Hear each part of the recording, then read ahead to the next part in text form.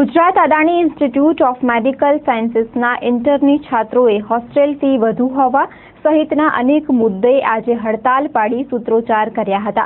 આ છાત્રોએ હડતાલ અચોક્કસ મુદ્દત સુધી લંબાવવાની તૈયારી દર્શાવી હતી અને તેમને કોલેજ છાત્રોએ ટેકો જાહેર કર્યાનો દાવો કરાયો હતો।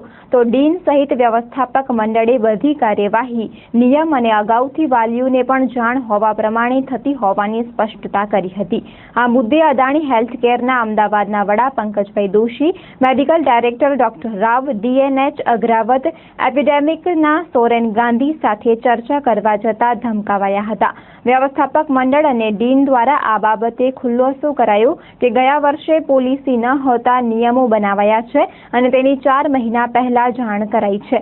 આમ છતાં આગળના અભ્યાસ માટે ઈચ્છુક હોય તો ક્લાસીસ ચાલુ કરાવી દેશું તેમ જણાવતા છાત્રો સંમત નથી થતા।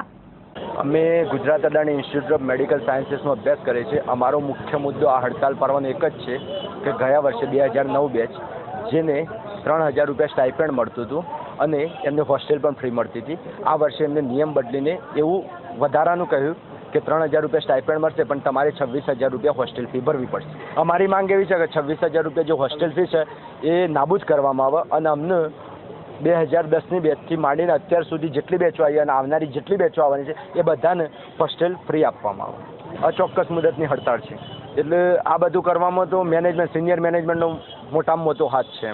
એ લોકો એમના જોડે અમે વાત કરી તો એ અમારી માગણી સંતોષવા માગતા નહીં। એ લોકોએ અમને એવો જવાબ આપ્યો કે તમારે જો બધાએ ટ્રાન્સફર લેવું હોય તો લઈ લો, અમને કોઈ પડી નથી। અને એ લોકો જ્યારે ટ્રાન્સફર આપે ત્યારે 25000 રૂપિયા અદાણી મેડિકલ કોલેજમાં અમારે ભરવાના હોય છે તો એ લોકોને ફાયદો જ દેખાય છે। પૈસા પાછળ આંધળી દોટ મૂકી છે અદાણી મેનેજ। અને એમને બીજો ફાયદો એ થાય કે 3000 રૂપિયા અમને જે સ્ટાઇપેન્ડ આપે છે એક વિદ્યાર્થી પાછળ 12 × 3 એમને 36000 રૂપિયાનો ફાયદો થાય છે।